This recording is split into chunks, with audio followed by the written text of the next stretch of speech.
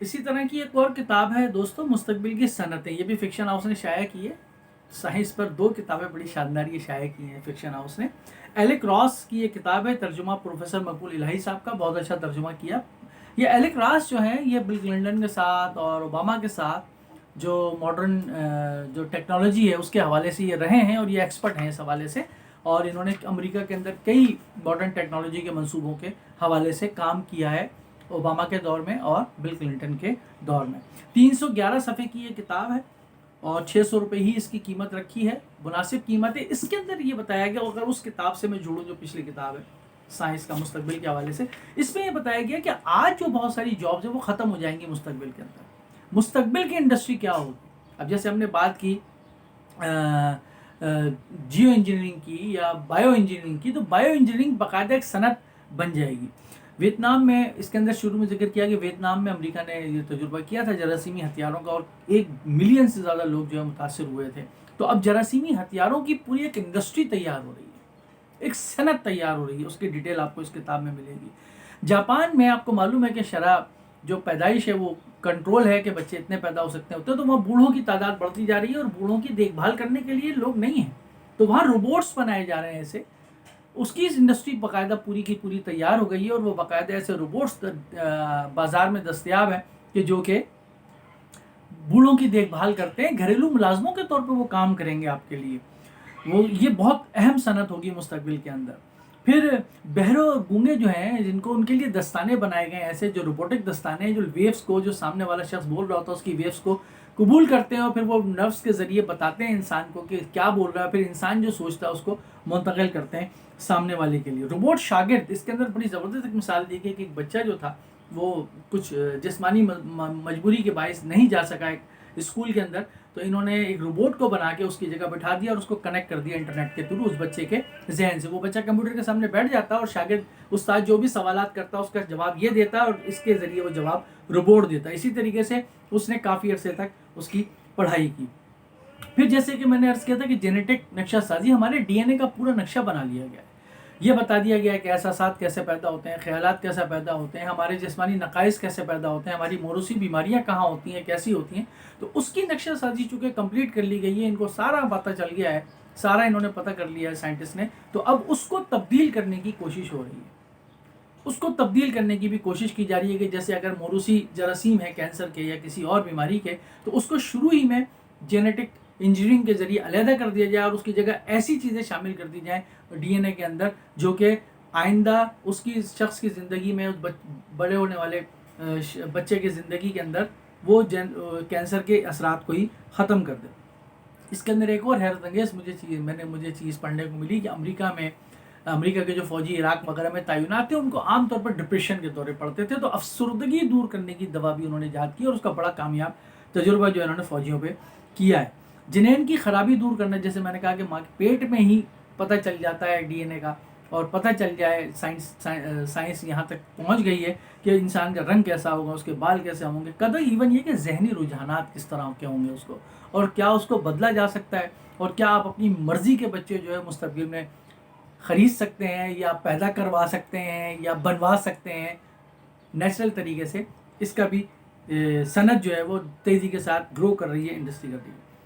پھر معیشت کے میدان میں اگر آ جائیں تو آپ کو پتہ ہے آج موبائل بینکنگ بہت عام ہو گئی ہے. پہلے اے ٹی ایمز آئی تھیں، کارڈز آئے تھے، چپس آئی تھیں، اور اب موبائل بینکنگ عام ہو گئی ہے. اپنے موبائل سے آپ کہیں پہ ٹرانسفر کر لیتے ہیں پیسے، تمام چیزیں کر لیتے ہیں. اب تو چپ کے ذریعے یا اسکین کے ذریعے آپ ادائیگی بھی کر دیتے ہیں، تو اس کا بھی ذکر اس کے اندر موجود ہے. پھر bitcoin, blockchain currency کا ڈیجیٹل تصور ہے، اس کے اندر پورا باب اس کے اندر زبردست ہے.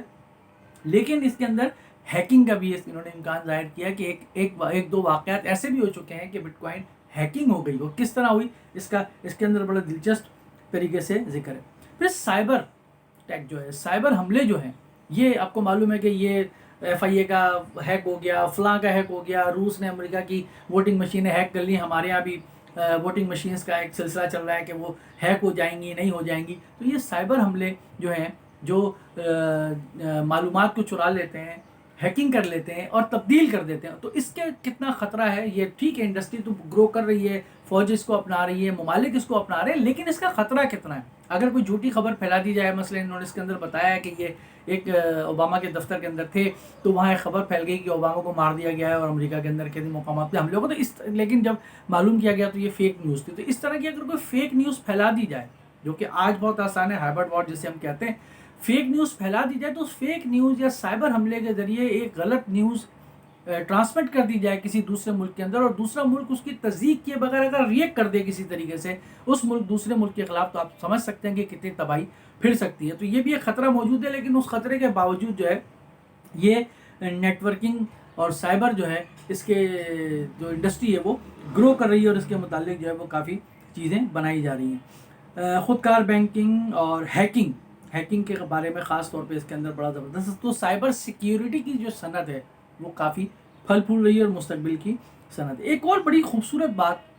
دلچسپ بات اور الارمنگ بات میرے اور آپ کے لیے وہ یہ کہ ذاتی جو اور سیاسی رجحانات وغیرہ جو ہوتے ہیں، سماجی رجحانات، اس کو بھی ہیک کیا جا سکتا ہے. ہر انسان کا ایک اسکینڈل ہوگا، اس کے اندر ایک عنوان ہے. انہوں نے بتایا کہ کئی ویب سائٹ ایسی ہیں کہ جہاں انسان اپنی جنسی خواہشات کو پوری کرنے کے لیے کسی سے رابطہ کرتا ہے تو وہ ڈیٹیل محفوظ ہو جاتی ہے. جو آپ ڈیٹیل دیتے ہیں وہ ڈیٹیل میں، اب فیس بک ہم استعمال کرتے ہیں، فیس بک پہ میں ڈیٹا یہ اپنا ڈالوں گا تو ظاہر ہے کہ تمام ڈیٹا جو ہے میرا محفوظ ہو جائے گا، میرے رجحانات کو محفوظ کر لیں گے وہ، تو وہ اس کو استعمال کر سکتے ہیں میرے خلاف. اور آپ کو معلوم ہے کہ جو مارک زکربرگ ہیں فیس بک کے، ان کے خلاف جو ہے امریکہ کے سینٹ کمیٹی کے اندر ایک مقدمہ بھی چلا تھا اسی حوالے سے. ان کی پیشی بھی ہوئی تھی کہ انہوں نے جو ہے وہ ڈیٹا جو ہے وہ بیچا ہے اپنے صارفین کا، کہ وہ کیا سیاسی رجحانات رکھتے ہیں. تو امریکہ کی مختلف پارٹیز کو مختلف سیاسی رجحانات رکھنے والے لوگوں کا ڈیٹا بھی بیچا جا سکتا ہے. پھر مشینی ترجمہ، یہ اچھی بات ہے کہ آپ کسی ملک میں جاتے ہیں کہ زبان نہیں سمجھتے، تو ایسے سافٹ ویئرس بنائے جا رہے ہیں، ایسی چیزیں بنائی جا رہی ہیں جو آپ کی آواز کو اس دوسری زبان میں کنورٹ کر کے سامنے تک پہنچائیں گی، اور دوسرا شخص جو بولے گا وہ آپ کی زبان تک پہنچائیں گی. آپ کے ڈیٹا کا آپ کے خلاف استعمال ہو سکتا ہے، بلیک میلنگ. اور اس کے اندر ایک بڑا زبردست باب ہے، ایک بڑا وزیرستان ہمارا جو ہے دور دراز علاقہ، ماریہ عمر خاتون ہے، انہوں نے جو ہے وہ خواتین کے لیے انٹرنیٹ کے اندر روزگار کا بندوبست کیا. یہ صاحب جو ہے الکراس اس سے ملے ہیں، اور بڑا زبردست انہوں نے اس کے بارے میں لکھا ہے کہ انہوں نے کتنی خواتین کو گھر بیٹھے پورے پاکستان سے اور پوری دنیا سے جو بے روزگار خواتین تھیں ان کو روزگار کا ایک ذریعہ فراہم کیا ہے. کس طریقے سے مستقبل کی صنعتیں، یہ پڑھیے آپ، مستقبل کی سائنس اور مستقبل کی صنعتیں، یہ دونوں کتابیں اگر آپ لے کے پڑھیں گے تو آپ کو اندازہ ہوگا کہ ہمارے جو آج نوکریاں ہیں، آج جو ملازمتیں ہیں، ان کا کیا مستقبل ہے، اور آئندہ آنے والی جو ملازمتیں ہیں اس کی بنیاد کس طرح رکھی جا رہی ہے. امید ہے کہ آپ یہ کتاب ضرور پڑھیں گے.